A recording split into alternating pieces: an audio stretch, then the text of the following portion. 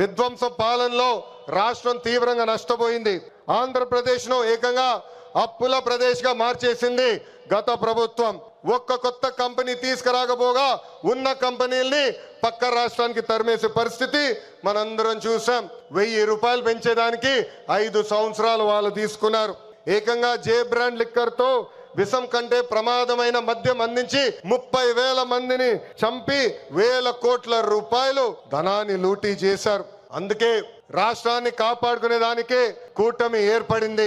ప్రజల కోసం గౌరవ ప్రధానమంత్రి నరేంద్ర మోడీ గారు మన చంద్రన్న జనసేన అధినేత నాకు అన్న సమానమైన పవనన్న అందరూ అజెండాలు పక్కన పెట్టుకుని పని చేశారు.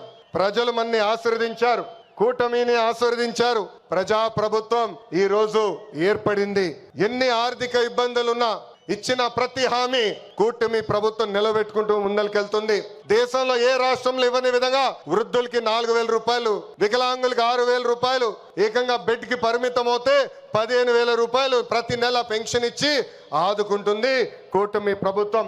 దీపం పథకం కింద ప్రతి ఏటా ఉచితంగా 3 గ్యాస్ సిలిండర్లు కూడా మన ప్రభుత్వం అందజేస్తుంది. ఇంకా అన్న క్యాంటీన్లు కూడా తిరిగి ప్రారంభించాం. ఇంకా జూన్ మాసంలోనే తల్లికి వందనం కూడా మన ప్రభుత్వం ఇవ్వబోతుంది. అన్నదాత సుఖీభవ త్వరలో అమలు చేస్తున్నాం. ఆగస్ట్ 15 నుంచి మా అక్క చెల్లెలు పెద్దమ్మ చిన్నమ్మలు ఆర్టీసీ బస్సులో ఉచితంగా కూడా ప్రయాణించే హక్కు మన ప్రభుత్వం కల్పించబోతుంది. ఇంకా 16,347 పోస్టులతో మెగా డిఎస్సి మనం ప్రకటించుకున్నాం. జూన్ మాసంలో ఎగ్జామ్స్ నిర్వహించి ఏకంగా వచ్చే అకాడమిక్ ఇయర్ కి ఉపాధ్యాయుల్ని కూడా పొజిషన్ చేస్తాం. పోయిన ఎన్నికల్లో ప్రభుత్వ ఉద్యోగస్తులందరూ కూటమి ప్రభుత్వానికి సహకరించారు. ప్రతి నెల 1వ తారీఖు నాడు వాళ్ళ జీతాలు ప్రభుత్వం చెల్లిస్తుంది. వాళ్ళకి అనేక సమస్యలు ఉన్నాయి. ఆ సమస్యలన్నీ కూడా ఒక పద్ధతి ప్రకారం కూటమి ప్రభుత్వం పరిష్కరిస్తుందని ఈ సభాముఖం వాళ్ళందరికీ తెలుపుతున్నాం.